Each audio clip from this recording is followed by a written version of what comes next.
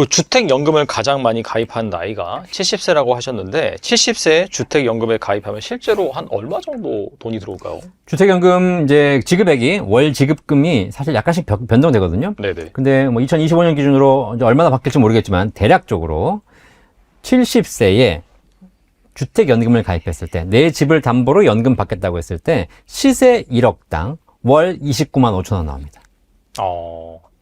자, 여기서 주택연금 시세 1억 이렇게 말씀드렸어요. 공시가격이 아닙니다. 주택연금을 가입할 때는 이 집이 공시가격이 12억 원이 넘는지 안 넘는지를 봐요. 그래서 공시가 12억이 넘는 집은 가입이 안 돼. 근데 12억이 이하면 가입이 돼요. 네. 자, 가입이 됐어. 그럼 이제 연금을 줄 거 아닙니까? 연금액을 결정하는 기준은 공시가격이 아니고 시세예요. 이제 이 집의 공시가는 11억이어서 가입은 됐는데 시세는 15억이다. 그럼 15억에 해당하는 주택연금 주는 겁니다. 그래서 만약에 내 집값이 시세가 5억이다. 70세에 가입했다. 여기서 70세란 부부 중에서 연소자 기준 나이를 보는 겁니다. 남편이 70세, 부인이 65세다? 65세로 봐야 돼. 그죠? 네. 자, 그래서 연소자가 70세인 경우에 시세 5억짜리 집으로 가입했다. 그러면 29만 5천 원 곱하기 5. 대략 30만 원이니까 한 140만 원, 150만 원 정도의 연금액을 평생 받을 수 있게 된다.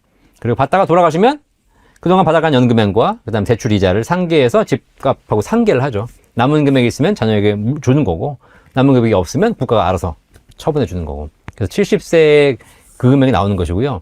주택연금을 가장 많이 가입하는 연령대가 70대 초반입니다. 왜냐면 60세도 가입할 수 있고 55세도 가입할 수 있어요. 너무 일찍 가입하게 되면 55세, 저도 이제 내일 모레 55세인데 55세가 늙은 나이는 아니잖아요. 그리고 모든 걸 내려놓을 나이는 아니기 때문에 너무 일찍 가입하시면 크게 의미가 없고 연금액이 너무 낮아. 제가 70세 말씀드렸지만 아주 상식적인 내용이지만 75세, 80세 늦게 가입할수록 시세 1억당 지급액은 올라갑니다. 어차피 얼마 못 사니까. 대신에 더 일찍 가입할수록 오래 살아야 되기 때문에 주택금융공사 입장에서는 시세 1억당 지급액을 떨어뜨릴 수밖에 없어요. 65세에 가입하게 되면 한 24만 원, 1억당 24만 원 나오고요. 60세에 가입하게 되면 1억당 20만 원이 안 되더라고요. 점점 낮아지는 것이죠. 그래서 너무 일찍 가입하시는 건 안 좋고, 그 다음에 이제 주택연금, 집을 담보로 가입하다 보니까 내가 이 집을 담보로 가입했는데 이사를 갈 수 있잖아. 부득이하게. 예, 네. 여러 가지. 뭐 이사를 가더라도 주택연금은 이제 승계가 됩니다. 하지만 절차가 복잡하고 그 과정에서 예를 들면 내가 뭐 재개발이 돼가지고 왔다 갔다 하는 과정에서 여러 가지 문제가 생길 수도 있고 그런 변동성이 있기 때문에 70세 이후에 내가 평생 살 주거의 집을 결정하시고 그 집을 담보로 주택연금 받는 것이 가장 안정적으로 받는 것이다. 70세 정도 받는 게 뭐 전반적인 컨센서스다, 좋다라고 생각하면 되겠네요. 그럼요, 네. 100세 넘어서 가입하신 분도 계세요. 100세요? 우리나라에 주택연금 제일 늦게 가입하신 분이 102세 가입했어요. 그건 목적이 뭐죠? 다 자기가 이제 한 120세나 130세까지 살 수 있다라고 생각하시는 걸까요, 그러면? 그런 부분도 있겠지만, 어차피 이 집, 내가 쓰고 가지 않으면 의미 없는 집이다. 뒤늦게 약간, 빨리 쓰자. 그런 것이고요. 네. 그래가지고 가입하신 분도 계시니까. 네. 단 뭐 한 달, 1년을 받더라도 안정적인 금액 평생 받다 가시는 거니까. 사실 뭐 집이 있으면 뭐해. 집을 뜯어먹을 수는 없잖아요. 뭐 자식들한테 물려주고 뭐 그런 생각을 일반적으로 하지 않을까요? 그런 일반적으로 그렇게 생각하시는데 자식한테 주려고 해봤더니 얘들이 뭐 이미 다 주신 분도 계시고 주려고 했는데 주고 나면 끝이잖아. 그렇죠. 나는 102세 아무것도 못하고 있는데 자식들 줬더니 이것들이 아버지를 다 고려장시키네? 그죠? 네. 그렇게 해서 판단하신 분들은 이걸 내가 연금 받는 게 낫겠다. 사실 102세이신 분들은 뭐 길어야 5년, 10년 사시게 되면 그렇게 받아가는 금액이 또 많지 않기 때문에 남은 금액은 자녀에게 가거든요. 네. 그런 차원에서는 뭐 주택연금을 꼭 나이에 관계없이 언제든지 필요하다. 그러면 가입하셔도 될 것 같고 특히 요즘에는 혼자 사시는 분들이 늘어났어요. 또 자녀가 없으신 분도 계시고 이미 자녀에게 물려주는 걸 완료하신 분도 계시고 이런 분들은 주택연금 가입 대상이 되신다면 주택연금을 하고 가시는 게 굉장히 좋습니다. 뭐 집을 들고 하늘나라 갈 거 아니잖아요. 그렇죠. 그리고 1억을 월 100만 원씩 평생 헌금이 나오는데 네. 그 세금이랑 건보료가 면제인 연금이 있다고요? 네. 좀 전에 말씀드린 거죠. 네네. 지금 개인 연금, 개인 스스로 가입할 수 있는 연금 중에서 세제 적격 연금이 있고 세제 비적격 연금이 있습니다. 세제 적격 연금은 연금저축 IRP를 세제 적격이라고 해요. 우리가 연말정산할 때 세액공제 받죠. 납입한 금액에서 일정 금액, 연간 연금저축은 600만 원, IRP는 900만 원까지 납입하게 되면 거기에 연말에 세액공제, 세금 환급 받잖아요. 네네. 대신에 연금 탈 때 연금 소득세를 납부해야 되죠. 그래서 지금은 돌려받지만 나중에 연금 탈 때 저율과세한다. 이게 세제 적격 연금이고요. 은행, 증권, 보험사에서 연금 저축 상품 IRP 가입하시면 됩니다. 그리고 두 번째가 뭐냐면 세제 비적격 연금 보험이 있어요. 이 상품은 납입할 때 세금을 돌려받지 않습니다. 대신에 연금 탈 때 세금 없이 받을 수 있어요. 비과세 되는 것이거든요. 이거는 생명보험사에서 가입하시는 연금 보험이에요. 그래서 옛날엔 무제한이었는데 지금은 비과세 한도가 연간 납입액 1,800만 원 플러스 1억.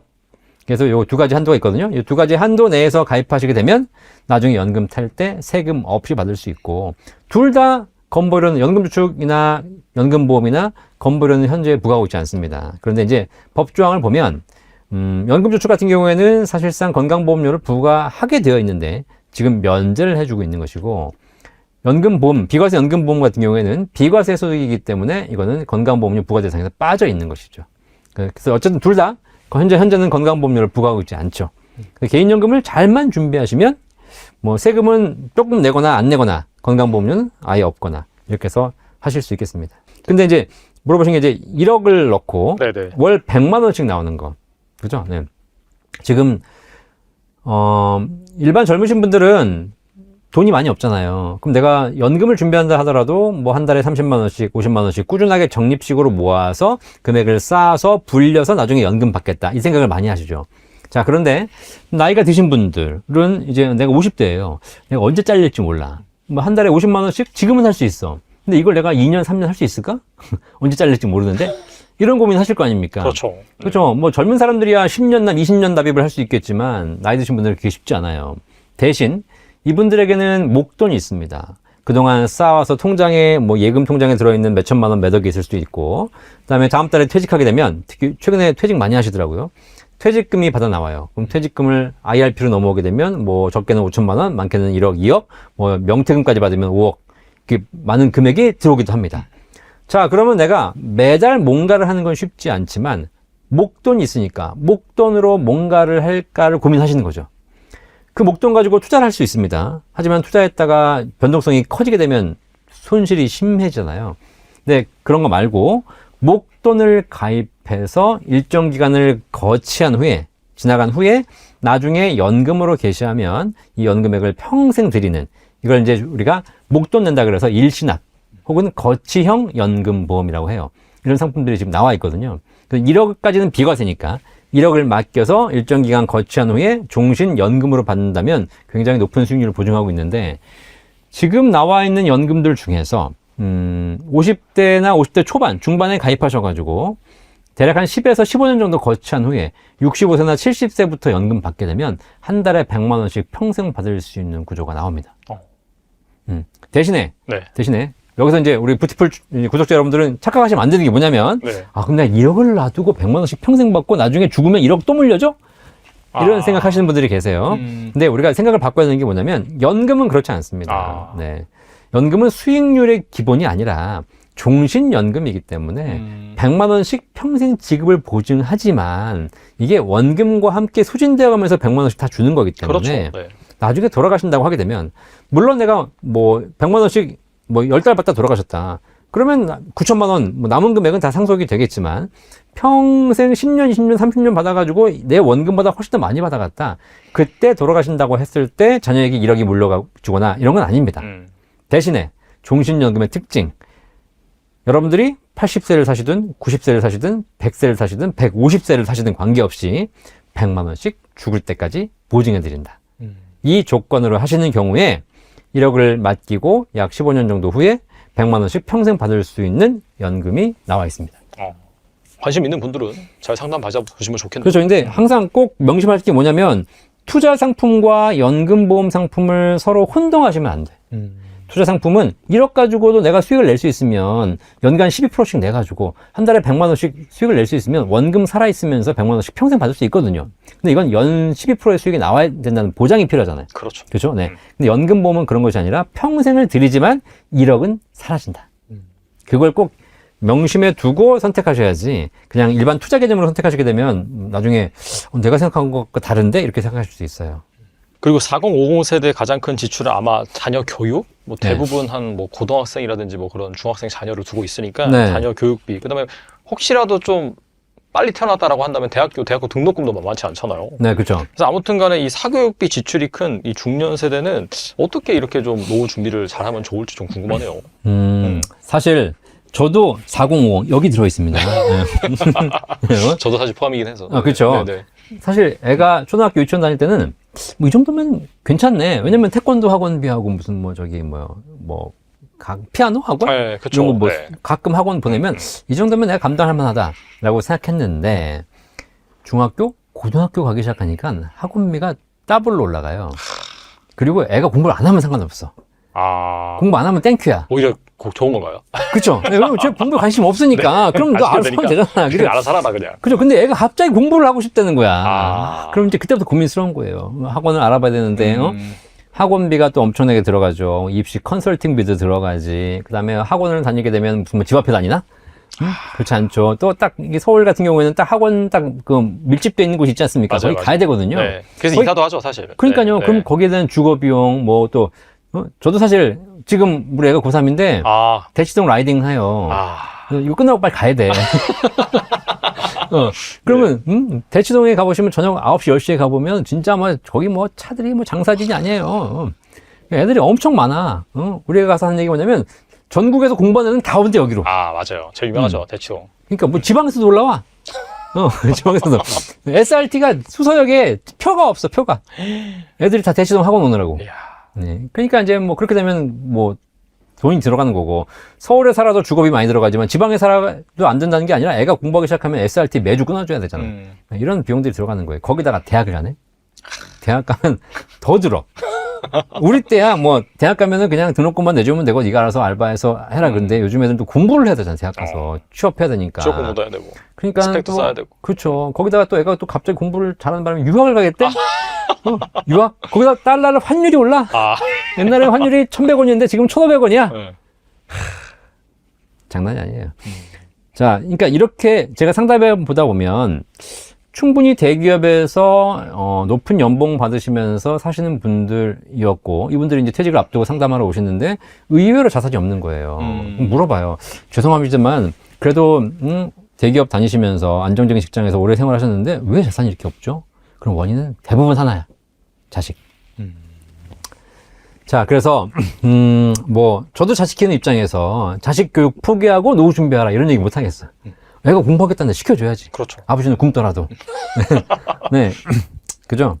하지만 우리가 여기서 조금 더 합리적인 선택을 할 필요가 있을 것 같다. 그래서, 결국은 이렇게 해서 자녀에게 올인했을 때 과연 효과적인가를 한 번 더 생각해 보시고, 그래서 그 중에 일부는 내 노후 자금으로 좀 준비하시는 방법도 생각해 보셔야 되고 어차피 자녀에게 줘봐야 내가 노후 준비가 안 되면 다시 자녀로부터 요구할 수밖에 없거든요. 그럼 나중에 노후에 또 사이가 안 좋아져요. 그런 걸 좀 잘 생각해 보시면서 대한민국에 살고 있는 이상 뭐 큰 답은 없습니다. 네. 네, 뭐 해외로 간다고 해서 뭐 답이 있는 것도 아니겠지만 어쨌든 우리가 살고 있는 사회에서는 어쩔 수 없는 이 4050 중년의 고민인 것 같아요. 폭락보다 무서운 건 서서히 말라 죽는 거라고 누누이 또 강조를 하셨는데 네. 다수 기관에서 올해 한국 경제 성장률을 1%대로 예측을 하고 있죠. 이게 서서히 좀 멈춰가는, 앞서서도 뭐 고령화 말씀해 주셨는데 그게 또 영향을 미치잖아요. 네. 이 대한민국에서 살아남으려면 어떻게 해야 될까요? 그게 좀 전에 말씀드린 거예요. 대한민국을 살리려면 일단 나 혼자 살겠다. 만약에 그러면 네. 떠나셔야 돼. 아, 나 혼자 살겠다. 답이 없거든. 그래서 지금 실제로 제가 상담해보면 돈이 있으신 분들은 다 이민 가요. 요즘 이민 많이 가신다고 하더라고요. 네. 뭐 그럼 나를 상속, 위해서 상속 이런 것 때문에도 많이 가시고. 그렇죠. 네, 상속 네. 때문에 가는 네, 거지만 네. 더 이상 이 나라가 비전이 없거든. 아, 왜냐면 여기서 애를 키워봐야 애들이 뭐 점점 어려워지는 나라에서 이런 게 있죠. 자, 그렇게 뭐 그런 방법도 있을 수 있겠지만 그게 아니라 이민 갈 수 없고 내 나라를 살리고 싶고 그리고 어쨌든 뭐 대한민국이라는 나라가 영원히 무너진 나라는 아닐 테니까 그러면 여기서 해야 될 일은 뭐냐면 우리가 이 시대에 맞는 걸 해주셔야 된다는 거야. 우리 사회는 지금 점점 죽어가고 있는데 이게 이제 폭락이 아니라 쇠락, 서서히 죽어가고 있거든요. 폭락은 차라리 건강해요. 갑자기 안 좋아졌다가 다시 회복되니까. 근데 쇠락은 서서히 안 좋아지는 겁니다. 이러면 죽는 줄 모르고 죽어요. 맞아요, 맞아요. 네. 개구리를 뜨거운 물에 담그면 얘가 뜨거운 물에 담그면 화상을 입죠. 하지만 튀어올라서 살아요. 화상은 2, 3주가 지나면 회복이 돼. 근데 찬물에 넣어놓고 서서히 가열하면 죽는지 모르고 죽어요. 나중에는 몸이 익어서 내가 여기서 있으면 죽겠구나라고 생각을 해도 튀어나올 수가 없어. 지금 우리 사회가 그런 사회를 가고 있습니다. 결국 이 사회에서 우리 사회를 살리는 가장 좋은 방법은 좀 전에 말씀드렸지만 우리 서로가 이 사회를 살리기 위해 노력하는 거거든요. 그 노력 뭐냐? 써주시는 거다. 써야 된다. 지금은. 돈이 있는 사람이건 없는 사람이건 특히 돈이 있으신 분들은 더 많이 써줘야 돼요. 돈이 있으신 분들이 그거를 꽁꽁 싸매고 있다가 이걸 자식에게 주고 간다? 그러면 서로 망하는 겁니다. 자식도 망해. 자식이 돈을 불려본 적이 없는데 만들어 본 적이 없는데 물려받아가지고 뭐 하겠습니까? 괜히 뭐 이상하게 나쁜 짓만 하고 다니고 그럴 가능성이 높죠. 그러지 말고 탈무드에 그런 얘기가 있어요. 자녀에게 물고기를 잡아주면 한 끼 식사를 해결해 주는 것이지만 물고기 잡는 법을 알려주면 평생 식사를 해결해 주는 것이다. 그럼 자녀에게는 물고기를 주지 말고 물고기 잡는 법 알려주면 돼요. 그리고 지금 여러분이 모으신 자산은 다 쓰고 가십시오. 어차피 하늘나라 들고 갈 거 아니지 않습니까? 자녀에게 주세요. 줄 만큼만 줘. 하지만 그거 말고는 다 쓰고 가셔야지 결국 이 사회가 경기가 순환되고 사회가 활성화되고 그죠? 요번에 그것도 있지만 연휴 때 쉬었잖아요. 하루 더. 맞아요. 그죠? 네. 예, 그걸 해가지고 국내 소비가 유발되게 해야 되는 건데 이거는 무슨 얘기냐면 하루 쉬라고 해서 소비를 유발시키려고 했더니 전부 해외 가서 쓰고 있잖아요. 이건 잘못된 정책인 거고. 네. 혹은 정책을 내서 하루 더 쉬게 하더라도 국내에서 소비가 더 유발되게 해야 되는 것이고 그런 것들을 많이 함으로써 우리 사회가 소비가 활성화되고 경제가 살아나는 것이다. 지금 미국도 뭐 트럼프가 관세 정책 이렇게 한다고 하는데 그동안 우리가 수십 년간 글로벌 사회를 살아왔지만 세상이라는 게 그런 것 같습니다. 같이 뭉쳐서 살다가 또 자기 이기주의적으로 살다가 이기주의적으로 살다 보니까 또 옆에 협조가 필요하니까 글로벌 살다 보니까 내 거가 자꾸 이제 생각나니까 다시 또 이기주의적으로 살다가 이거 왔다 갔다 하거든요. 역사라는 것이. 맞아요. 왔다 갔다 해요. 그죠. 근데 지금은 최근 수십 년간 글로벌하게 살았기 때문에 이제는 살아보니 내가 왜 쟤한테 퍼줘야 돼? 내 거 챙겨야지. 이런 생각을 하는 시대가 왔어요. 그러니까 앞으로는 점점 더 내 거를 챙겨야 되는 사회로 갈 거라는 거죠. 그러면 우리가 지금 사실 투자를 하더라도 어디다 투자해야 돼? 국장에 투자해야 돼. 국장에다가. 지금 미장에 투자할 게 아니라고. 여러분들이 미국 주식 좋아해서 미국 투자하시는 거 수익률 내시는 거 말리지 않겠지만 여러분 개인적인 자산을 불리기 위해서 하는 거 말리지 않겠지만 잘 한번 생각해 보시면서 이 대한민국을 살리기 위해서 우리 같이 한번 노력해 봅시다.